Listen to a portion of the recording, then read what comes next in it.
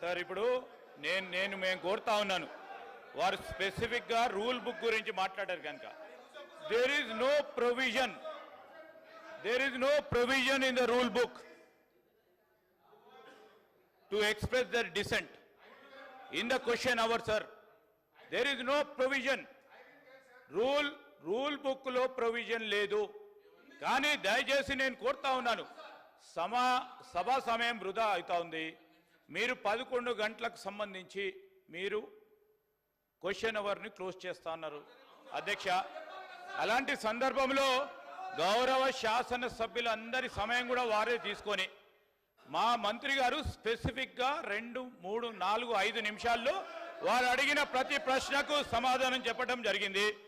నేను కోరుతా ఉన్నా, దయచేసి ఇంత పూర్వకం ఏ విధంగానైతే మనమందరం కూడా రూల్స్ బుక్ ద్వారా ఈ ప్రొసీజర్స్ను నడిపామో అదేవిధంగా హౌస్ నడపడానికి సహకరించమని కోరుతా ఉన్నాము. నేను స్పెసిఫిక్గా హరీష్ రావు గారు రూల్ అడిగారు కనుక రూల్ చెప్తా ఉన్నాను. స్పెసిఫిక్గా హరీష్ రావు గారు రూల్ అడిగారు కనుక రూల్ చెప్తా ఉన్నాను. దయచేసి స్పీకర్ గారిని మీ ద్వారా వారిని కోరుతా ఉన్నాం.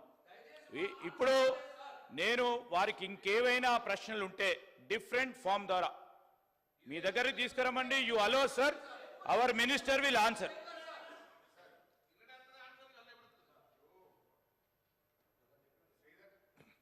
శ్రీధర్ బాబు గారి వ్యాఖ్యలు దయ్యాలు వేదాలు వాళ్ళు ఇచ్చినట్టున్నాయి. ఈ సభలో అనేక సందర్భాల్లో సాంప్రదాయాలు ఉన్నాయి. చాలా సందర్భాల్లో కూడా స్పష్టంగా ఇదే శ్రీధర్ బాబు గారు, భట్టి గారు మేము ఎల్ఏ మినిస్టర్ అన్నప్పుడు క్వశ్చన్ అవర్లో సరైన సమాధానం రాలేదని మీరే అనేక సార్లు ఈ సభలో వాకౌట్ చేసిపోయారు.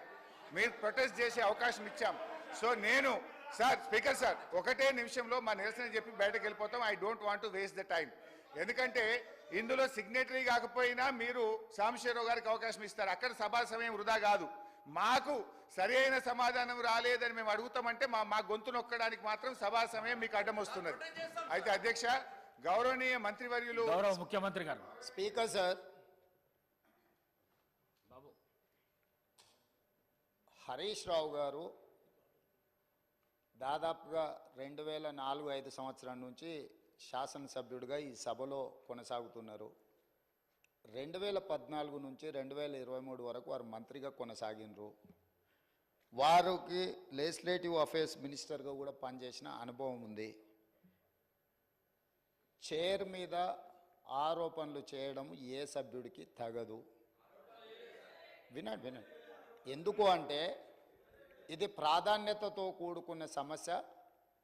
కార్మికుల పక్షాన కార్మికులు కష్టాలలో ఉన్నప్పుడు 50 రోజులు దీక్ష చేసినప్పుడు 50 మంది చనిపోయినప్పుడు ఖమ్మం జిల్లాకు సంబంధించిన డ్రైవర్ శ్రీనివాసరెడ్డి గారు తన పిల్లలు పెద్ద ఉద్యోగాలలో ఆర్థికంగా బలంగా ఉన్న ఆనాటి ప్రభుత్వం యొక్క వివక్ష 50,000 కార్మికుల పట్ల చూపిస్తున్న విధానాన్ని వ్యతిరేకిస్తూ ఆత్మ బలిదానం చేసుకున్నప్పుడు ఆ కుటుంబాలకు వాళ్ళందరూ